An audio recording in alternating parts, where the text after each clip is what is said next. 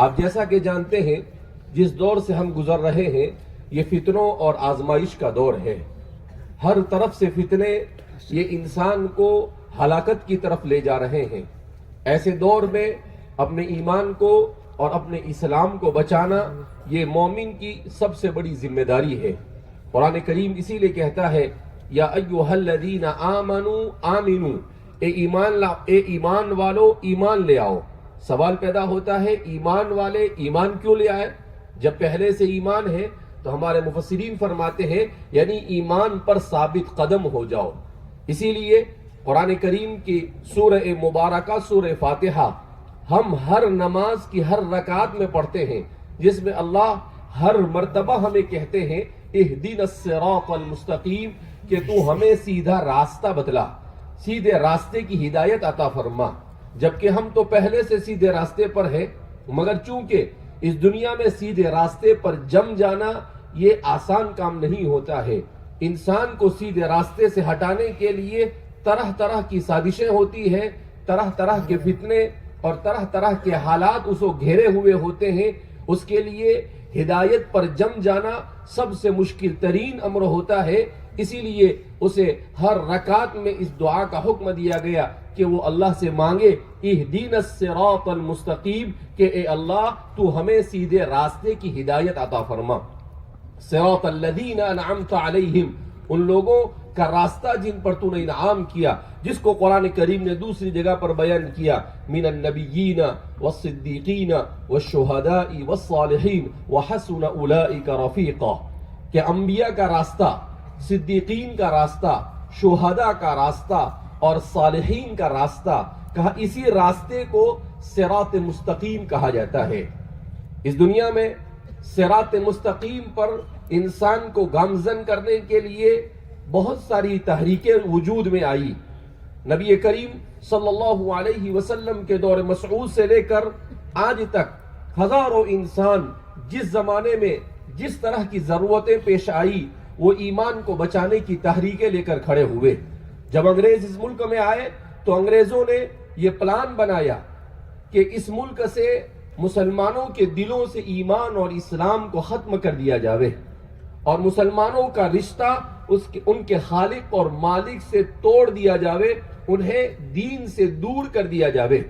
تو اس موقع پر ایک جماعت کھڑی ہوئی علماء کی، اور اس جماعت نے مدارس کا جال بچھایا اور اس طرح سے مدارس کے ذریعے سے اسلام کو زندہ رکھا.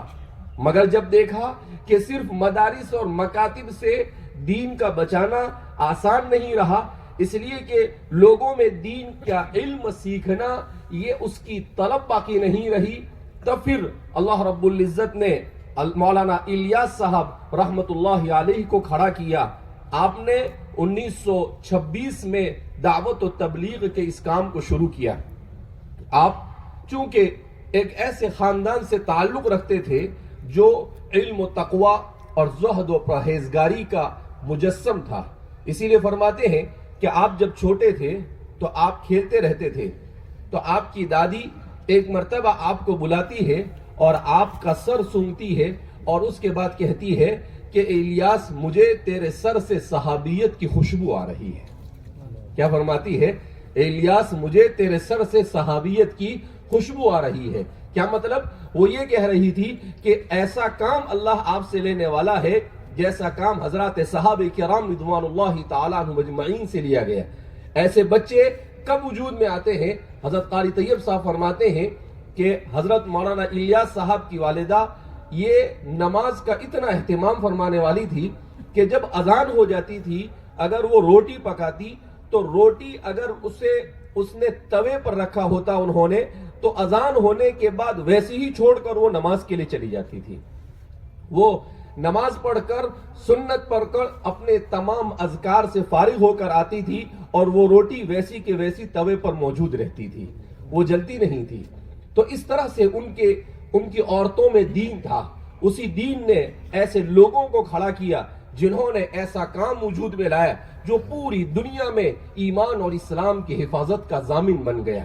حضرت مولانا الیاس صاحب رحمت اللہ علیہ کے ملفوظات میں کل پڑھ رہا تھا، حضرت کے ملفوظات میں لکھا، کسی نے پوچھا کہ حضرت اس تحریک کا مقصد کیا ہے؟ اس تحریک کو کیوں شروع کیا آپ نے؟ تو آپ نے بڑا پیارا جواب دیا. آپ نے کہا کوئی کہتا ہوگا کہ اس تحریک کا مقصد لوگوں کو نماز پڑھانا ہے، کوئی کہتا ہوگا اس تحریک کا مطلب روزہ رکھوانا ہے. کہا نہیں، میری اس تحریک کا مقصد یہ ہے کہ زندگی کے ہر شعبے میں مسلمانوں میں ایمان اور اسلام زندہ ہو جائے، دین زندہ ہو جائے زندگی کے ہر شعبے میں، کہ مسلمان اس تحریک سے جڑنے کے بعد وہ دین حاصل کرے، اور اس تحریک سے جڑنے کے بعد وہ تجارت کرے تو اسلامی طریقے کے مطابق، وہ نوکری کرے تو اسلامی طریقے کے مطابق، وہ زندگی پوری زندگی صبح سے لے کر شام تک کی اپنی زندگی سوائے اس مقصد سے گزارے کہ اس کی پوری زندگی اللہ کے دین کے تابع ہو جائے. کہا میں نے اس مقصد سے اس تحریک کو شروع کیا. تو اس لیے ہم سب جمع ہوئے ہیں، اور الحمدللہ اللہ رب العزت کی توفیق اور اس کے فضل سے جمع ہوئے ہیں. اس میں میرا اور آپ کا کوئی کمال نہیں ہے، اس لیے کہ ہمارے دل اللہ کی دو انگلیوں کے درمیان ہے. یقلبها کیف یشاء، اللہ جیسے چاہتا ہے اسے پھیرتا ہے. اللہ رب العزت نے ہمارے دلوں کو متوجہ کیا کہ جاؤ احمد نگر میں ہونے والے اس اجتماع میں شریک ہو جاؤ، اور اپنے ایمان کی بیٹری جو لو ہو چکی ہے اس کے چارجنگ کو اسے پھول کر لو، تاکہ تم ایک نئے تازگی کے ساتھ اور نئے ایمان کے ساتھ، نئے جوش اور جذبے کے ساتھ دوبارہ اپنے دیہاتوں کی طرف لوٹو، اور اس طرح سے ایمان کی محنت میں اپنے آپ کو لگاؤ. ملک کے چپے چپے میں، دنیا کے چپے چپے میں پہنچ کر اللہ کے دین کا پیغام پہنچاؤ.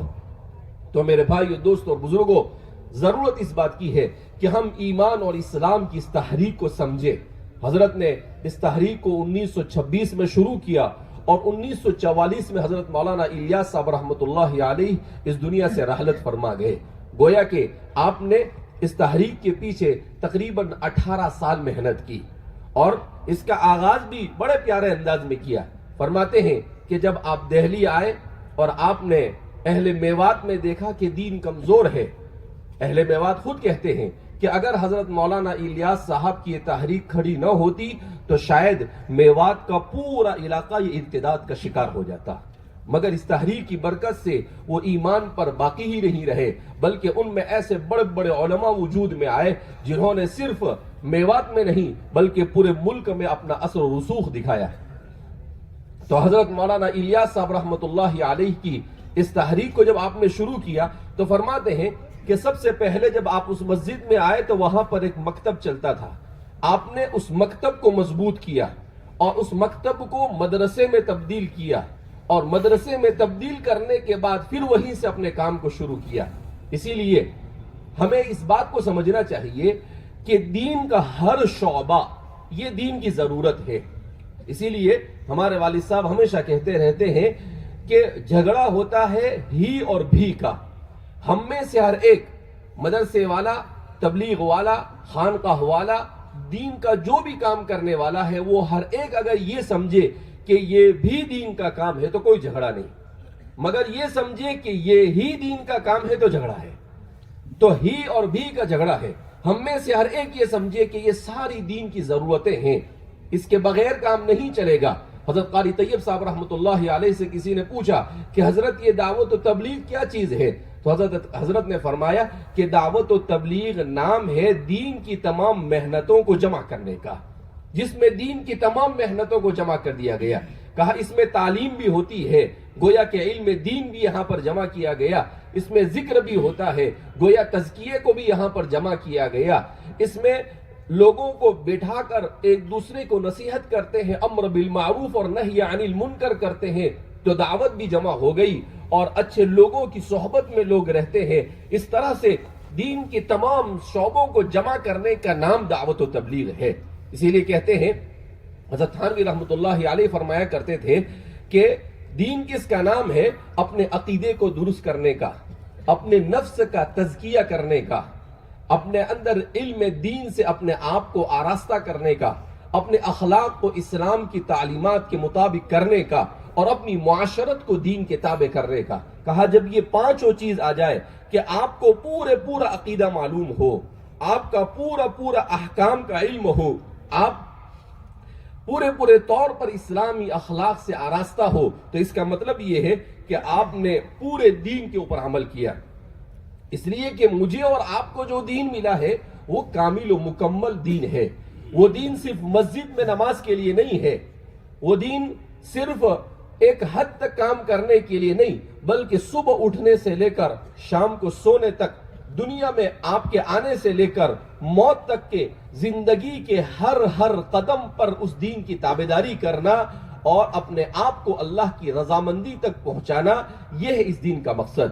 الحمدللہ آج ہمارے اس ادارے میں اس پروگرام کا انعقاد کیا گیا اور یہ کوشش کی گئی کہ امت کے سامنے اس بات کو لایا جائے کہ مدارس اور دعوت و تبلیغ یہ سب ایک ہی ہے، ایک ہی سکے کے دو رخ ہیں، کسی کا کسی کے ساتھ کوئی اختلاف نہیں ہے. اور ہم ایک دوسرے کے ساتھ اسی طرح سے، کیوں؟ اس لیے کہ فتنوں کے اس دور میں دشمن تو یہ چاہتا ہے کہ ہمیں آپس میں لڑائے، ہمارے اندر اختلاف اور انتشار پیدا کرے، مگر ہمیں یہ کوشش کرنی ہے اللہم الف بین قلوبنا، اے اللہ ہمارے دلوں کو جوڑ دے، اے اللہ ہمارے دلوں کو جوڑ دے، ہمارے اختلاف کو ختم فرما اور ہم میں ایسی محبت اور مودت عطا فرما جیسی آپ نے اوس و خزرج میں عطا فرمائی. اوس اور خزرج ایک زمانے میں جان کے دشمن تھے، جنگ بعاث ہوئی ان کے درمیان، 12 سال تک ایک ہی جنگ دو خاندانوں کے درمیان چلتی رہی. مگر رسول اللہ صلی اللہ علیہ وسلم کے مدینہ آنے کے بعد سب سے بڑا کام جو آپ صلی اللہ علیہ وسلم نے کیا وہ کیا ہے؟ قرآن کریم نے خود اس کو بیان کیا. کیا کیا وہ؟ الف بین قلوبہم، کہ اللہ رب العزت نے ان کے دلوں میں جوڑ پیدا کر دیا. انبیاء کرام علیہ السلام کے جس مشن کو لے کر ہمارے یہ ساری کے ساری تحریکات چل رہی ہے، اس کا مقصد جوڑ ہے، کسی طرح سے امت کو جوڑا جاوے. الحمدللہ ہم بہت ہی خوش قسمت ہے کہ اللہ رب العزت نے ہمیں فجر کے بعد بابرکت وقت میں ایک بابرکت مقصد کے ساتھ بابرکت مجلس میں یہاں پر جمع ہونے کی توفیق مرحمت فرمائی، اور وہ ہے حفظ قرآن کے ختم کی مجلس، جس میں اس ادارے کے جامعہ محمدیہ بارہ بانکی کے کتنے طلبہ حافظ ہو رہے ہیں؟ 12 بابلی کتنے؟ 31 طلبہ ماشاءاللہ حفظ قرآن سے آراستہ ہو رہے ہیں. قرآن کریم یہ چونکہ ایمان اور اسلام کی تمام چیزوں کی حفاظت کی بنیاد ہے. قرآن کریم کے بارے میں اللہ نے کیا کہا؟ اِنَّا نَحْنُ نَزَّلْنَا الذِّكْرَ وَإِنَّا لَهُ لَحَافِظُونَ، کہ ہم نے اسے نازل کیا اور ہم ہی اس کے محافظ ہیں. تو اللہ رب العزت نے اس کی حفاظت کا انتظام کیسے کیا؟ اللہ رب العزت نے اس کی حفاظت کا انتظام اس طور پر کیا کہ اس کے یاد کرنے کو امت کے لیے آسان کر دیا. 750 صفحے کا قرآن ایک ایسا بچہ یاد کر لیتا ہے جس بچے کو ایک لفظ بھی عربی زبان سمجھ میں نہیں آتی ہے، ایک لفظ عربی زبان کا نہیں سمجھ میں آتا ہے، مگر وہ صرف قرآن نے یہ کہا وَلَقَدْ يَسَّرْنَا الْقُرْآنَ لِلذِّكْرِ فَهَلْ مِن مُدَّكِرٍ، ہم نے قرآن کریم کو آسان کیا، ہے کوئی جو اس سے نصیحت کرے، ہے کوئی جو اسے یاد کرے. اسی لیے امت میں ایسے لوگ پیدا ہوئے کہ جنہوں نے قرآن کریم کے اوپر محنتیں کی اور قرآن کریم کو یاد کیا. الحمدللہ آپ کے اس ادارے سے اب تک کے تقریباً 700 سے زیادہ بچوں نے قرآن کریم کا حفظ مکمل کیا ہے مختصر سے عرصے میں. تو یہ اللہ رب العزت کا بڑا احسان اور اکرام ہے. قرآن اللہ کی کتاب ہے. امت کو اپنے ایمان اور اسلام کو بچانے کے لیے قرآن کے ساتھ جوڑنا یہ ضروری ہے. میں اپنے اکثر بیانوں میں کہتا رہتا ہوں کہ حضرت علی رضی اللہ تعالیٰ عنہ فرماتے ہیں کہ ایک موقع پر نبی کریم صلی اللہ علیہ وسلم نے صحابہ سے کہا کہ ایک زمانہ میری امت پر آنے والا ہے جس میں بے شمار فتنے ہوں گے، اتنے فتنے ہوں گے کہ ان فتنوں کا مقابلہ کرنا مسلمان کے لیے آسان نہیں ہوگا. حضرات صحابہ کرام رضوان اللہ تعالیٰ عنہ مجمعین نے فوراً سوال کیا وَمَا الْمَخْرَجُ مِنْهَا یا رسول اللہ، اللہ کے رسول صلی اللہ علیہ وسلم ان فتنوں سے کیسے بچا جائے، اس سے نکلنے کی تدبیر کیا ہوگی؟ قربان جائیے ان صحابہ پر جنہوں نے کتنا پیارا سوال کیا. کیا کہا کہ اللہ کے رسول صلی اللہ علیہ وسلم ان فتنوں سے کیسے بچیں گے؟ حضور نے فوراً جواب دیا کتاب اللہ فیہ نبأ من کان قبلکم، کہ کتاب اللہ کے ذریعے سے تم اپنے آپ کو فتنوں سے بچا سکو گے. اس میں آدم علی نبینا علیہ الصلاۃ والسلام سے پہلے سے لے کر قیامت تک کی تمام کے تمام تفصیلات کو اللہ رب العزت نے ذکر کر دیا ہے. اس لیے ضرورت اس بات کی ہے کہ ہم قرآن کریم کی تلاوت کے ساتھ اپنے آپ کو جوڑیں.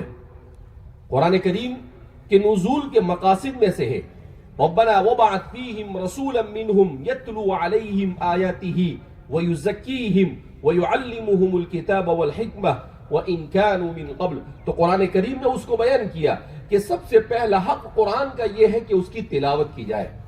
آج افسوس کے ساتھ کہنا پڑتا ہے کہ امت قرآن کریم کی تلاوت سے دور ہو چکی ہے. قرآن نہیں پڑھتے ہیں. کسی زمانے میں امت آج سے 30-35 سال پہلے جب ہم چھوٹے تھے، جب فجر کی نماز پڑھ کر نکلے تو ہر مسلمان گھر سے قرآن کریم کے پڑھنے کی آواز آتی تھی. مگر آج چاہے دیہاتوں میں چلے جاؤ چاہے شہروں میں چلے جاؤ، فجر کی نماز پڑھتے ہیں اور سیدھے بستر پر جا کر سو جاتے ہیں. ہم نے فجر کے بعد سونے کو اپنا معمول بنا لیا، جبکہ اللہ کے رسول صلی اللہ علیہ وسلم نے ارشاد فرمایا اللہم بارک لی امتی فی بکورہم، اے اللہ میری امت کے صبح کے وقت میں برکت عطا فرما. تو بابرکت وقت ہوتا ہے. رات کا وقت یہ سونے کے لیے ہے. ہونا یہ چاہیے کہ آدمی عشاء کی نماز پڑھ کر سو جائے اور رات کے آخری حصے میں کھڑا ہو اور کھڑا ہو کر 2 رکعت تہجد کی نماز پڑھے، اللہ رب العزت سے اپنے لیے اپنے گھر والوں کے لیے دعا کرے اور اپنے دین کا آغاز کرے، فجر کی نماز پڑھے، اس کے بعد قرآن کی تلاوت کرے. حضرات صحابہ کرام رضوان اللہ تعالیٰ عنہم اجمعین کا معمول تھا کہ صحابہ کی اکثریت 1 ہفتے میں قرآن پورا کر دیتی تھی. کتنے ہفتے میں؟ آپ نے قرآن میں دیکھا ہوگا کتنی منزلیں ہوتی ہیں قرآن میں؟ 7 منزلیں ہیں. تو صحابہ کا معمول ہے وہ کہ 1 منزل روزانہ پڑھنا. ہمارے اس قرن اول کے بادشاہ ایسے ہوتے تھے کہ عبد الملک ابن مروان کے بارے میں آتا ہے کہ وہ بادشاہ تھا مگر اس کا معمول تھا کہ روزانہ 3 پارے تلاوت کرتا تھا اور ہر 10 دن میں قرآن پورا کر دیتا تھا. بادشاہ کے پاس کتنے کام ہوتے ہیں، کتنے بہانے ہوتے ہیں اسے اگر نہیں پڑھنا ہے تو، مگر اس کے باوجود وہ قرآن کریم کی تلاوت کے ساتھ اتنی زیادہ ان کو شغف تھا. حضرت عثمان ہر رات میں قرآن ختم کرتے تھے. بعض روایت میں آتا ہے کہ آپ سورہ ناس تک، سورہ الف لام میم سے لے کر سورہ ناس تک 1 رکعت میں پڑھتے تھے اور قل اعوذ برب الناس پڑھ کر دوسری رکعت میں قرآن کریم کو ختم کر دیا کرتے تھے. آج تو ہمارے یہاں پر امام صاحب نے تھوڑا لمبا فجر میں پڑھ دیا ہو تو نماز کے بعد 2-4 لوگ بولے کہ مول صاحب اتنی نیند آ رہی ہے اور آپ اتنی لمبی لمبی نمازیں پڑھاتے ہیں. حضرت ابوبکر صدیق رضی اللہ تعالیٰ عنہ نے ایک مرتبہ فجر کی نماز پڑھائی، چونکہ اس زمانے میں تو مسلمان بادشاہ، چونکہ یہ دین ہر زندگی کے ہر شعبے کے لیے ہے تو بادشاہی اور خلیفہ ہی امامت کرتا تھا. تو حضرت عثمان اپنے دور خلافت میں نماز پڑھا رہے تھے. نماز پڑھایا آپ نے، پہلی رکعت میں سورہ بقرہ پڑھی. کیا پڑھا؟ سورہ بقرہ. سورہ بقرہ پڑھا یعنی 2.5 پارہ. کتنا پڑھا؟ دوسری رکعت میں سورہ آل عمران پڑھی یعنی کتنا؟ 1.25 پارہ. کتنا پارہ پڑھا؟ سلام پھیرا تو ایک صحابی کھڑے ہوئے اور کہا کادت الشمس ان تطلع، کہ ابوبکر آپ نے اتنی لمبی نماز پڑھائی کہ سورج نکلنے کے قریب آ گیا. قربان جائیے سیدنا حضرت ابوبکر صدیق رضی اللہ تعالیٰ عنہ پر کتنا پیارا جواب دیا. آپ نے کچھ نہیں کہا، آپ نے کہا وَنَحْنُ فِي الصَّلَاةِ، ٹھیک ہے سورج نکلے تو نکلے، ہم نماز ہی تو پڑھ رہے تھے، بستر میں سو تو نہیں رہے تھے. سورج نکل گیا تو نکلنے دو، اس کا کام ہے نکلنا، ہمارا کام ہے اس وقت میں نماز پڑھنا، ہم نماز میں تھے. تو ان لوگوں کو محبت تھی، ان کو اللہ کے رسول نے کہا قرۃ عینی فی الصلاۃ، نماز میری آنکھوں کی ٹھنڈک ہے. قرآن کریم نے اسی لیے ایک طرف حضور فرماتے ہیں قرۃ عینی فی الصلاۃ اور دوسری طرف قرآن کریم کہتا ہے وَإِنَّهَا لَكَبِيرَةٌ إِلَّا عَلَى الْخَاشِعِينَ. ابھی میں پڑھا رہا تھا تو ایک بچے نے سوال کیا کہ وَإِنَّهَا لَكَبِيرَةٌ کا کیا مطلب؟ کہ نماز بوجھل ہے. نماز کیا ہے؟ بوجھل ہے، یعنی نماز پڑھنے والے کے لیے نماز بوجھل ہے. سوال پیدا ہوتا ہے کیوں؟ قرآن نے آگے اس کے بیان کیا وَإِنَّهَا لَكَبِيرَةٌ إِلَّا عَلَى الْخَاشِعِينَ، کہ نماز بوجھ محسوس ہوتی ہے مگر ان لوگوں کے لیے جن کے دل میں اللہ کا خوف ہو. جن کے دل میں اللہ کا خوف ہوتا ہے انہیں نماز میں لذت محسوس ہوتی ہے، اور جن کے دل میں اللہ کا خوف نہیں ہوتا ہے، ایمان کمزور ہوتا ہے، اللہ سے محبت نہیں، آخرت میں ثواب کی امید نہیں ہوتی ہے، تو ان لوگوں کے لیے نماز بوجھ بن جاتی ہے. تو ہمیں سوچنا چاہیے کہ اگر نماز ہمارے لیے بوجھ ہے اس کا مطلب یہ ہے کہ ہمارا ایمان کمزور ہے، اور اگر ہمیں نماز پڑھنے میں مزہ آ رہا ہے اس کا مطلب یہ ہے کہ ایمان مضبوط ہو رہا ہے. تو خوش ہونا چاہیے، اور بوجھ محسوس ہو تو اپنے ایمان پر اور اپنے دین پر مزید محنت کرنے کی ضرورت ہے. اس لیے میرے بھائیوں، دوستوں اور بزرگوں، اللہ رب العزت نے ہم سب کو ایک اچھی مناسبت سے یہاں پر جمع کیا ہے کہ ہم قرآن کی مناسبت سے جمع ہوئے، ہم دعوت و تبلیغ کی مناسبت سے یہاں پر جمع ہوئے ہیں. تو اب ہم ایک پیغام یہاں سے لے کر جائے کہ ہم میں سے ہر ایک اپنے گھر میں قرآن کریم کی تلاوت کا معمول بنائیں. قرآن پڑھیں گے بھائی؟ کون کون قرآن پڑھے گا روزانہ ایک پارہ؟ ماشاءاللہ. روزانہ کم از کم ایک پارہ آپ میں سے ہر ایک کو پڑھنا ہے، اور اپنے گھر کے ہر فرد کو مکلف کرنا ہے کہ کم از کم ایک پارہ پڑھنا ہے. اس لیے کہ علماء نے لکھا ہے کہ کم از کم 40 دن میں ایک قرآن کا پورا کرنا ضروری ہے. اگر 40 دن میں قرآن مسلمان پورا نہیں کرتا ہے تو وہ گنہگار ہوتا ہے.